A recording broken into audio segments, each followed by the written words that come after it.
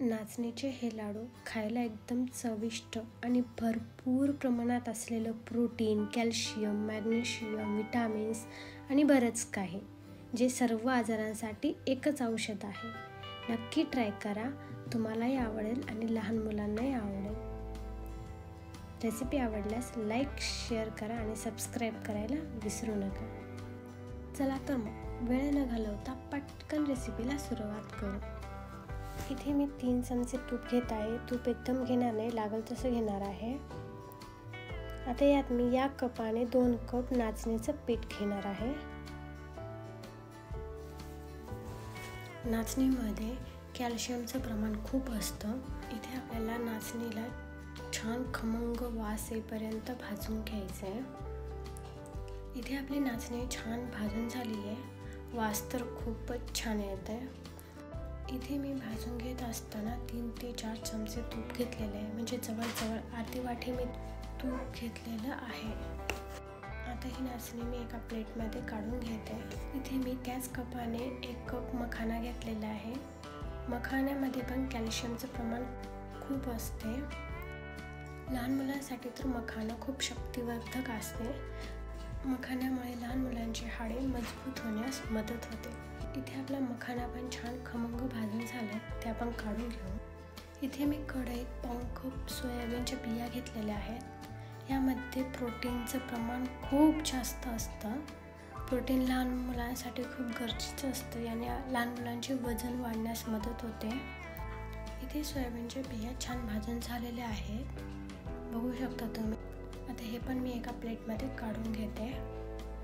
आता कढईमध्ये अर्धा चमचा तूप टाकते, हे ऑप्शनल आहे. यात मी संपूर्ण सुकामेवा टाकून घेत आहे. यात मी काजू, बदाम, पिस्ता, अक्रोड हे पाऊण वाटी घेतलेलं आहे आणि खजुरांच्या बिया, सूर्यफुलांच्या बिया आणि जवस हे अर्धी वाटी घेतलेलं आहे. सूर्यफुलाच्या बिया आणि जवस यामध्ये विटामिन ई आणि ओमेगा 3 फॅटी ॲसिड हे खूप मोठ्या प्रमाणात असतं आणि जे आपल्या शरीरासाठी, आरोग्यासाठी खूप फायदेशीर असतं. म्हणून मी यात सगळे सीड्स पण टाकलेले आहेत. मी हे छान इथे खमंग भाजून घेतलेलं आहे. आता मी एका प्लेटमध्ये हे काढून घेते. आता आपल्याला पाक करायचा आहे. त्यासाठी मी कढईत अर्धा चमचा तूप घेते आणि 2 कप गूळ घेते. आपण 2 कप नाचणी घेतले, आता मी 2 कप गूळ घेते. याला आता छान हलवायचे आणि मस्त पाक करून घ्यायचा आहे. पाक आपल्याला जास्त शिजवायचा नाही आहे. एक उकळी आली की गॅस बंद करायचा आहे. आता आपला पाक होईपर्यंत आपण जे भाजून घेतलं आहे ते आपण मिक्सरमध्ये काढून घेऊया. आता आपल्याला हे सर्व मिक्सरमध्ये टाकून बारीक पूड करून घ्यायचं आहे. मी ते हे 2 बॅचमध्ये करणार आहे. इथे आपली पूड तयार झाली आहे. आता मी हे नाचणीच्या पिठामध्ये टाकणार आहे. हे आपण भाजून घेतलं आहे त्यामध्ये मी हे टाकणार आहे आणि छान मिक्स करून घेणार आहे. इथे आपला पाक छान तयार झाला आहे, छान उकळी आलेली आहे. पाक मी म्हणलं तसं जास्त शिजवू द्यायचं नाही, मग लाडू कडक होतील. म्हणून फक्त 1 ते 2 उकळी येईपर्यंतच आपल्याला पाक शिजवून घ्यायचा आहे. आता मी गॅस ऑफ करते. या पिठात मी पाव चमचा जायफळ किसून टाकते. जायफळाला मी गुळाचा मित्र समजते, म्हणजे गुळाच्या प्रत्येक पदार्थात जायफळ जर गेला तर त्या पदार्थाची चव दुप्पट वाढते. म्हणून जिथे गुळ तिथे जायफळ गेलाच पाहिजे. यात मी 1 चमचा इलायची पावडर टाकले. आता आपल्याला यात पाक टाकायचा आहे.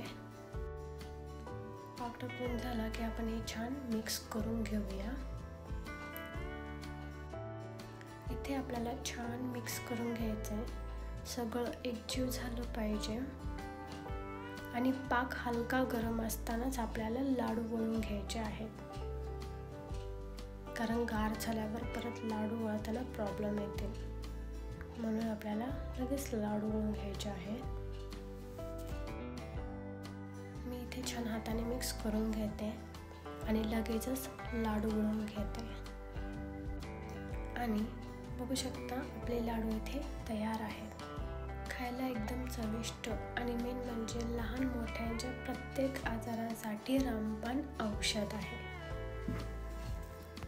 रेसिपी आवडल्यास लाईक करा, शेअर करा आणि सबस्क्राईब करायला विसरू नका. धन्यवाद व्हिडिओ शेवटपर्यंत बघितल्यामुळे.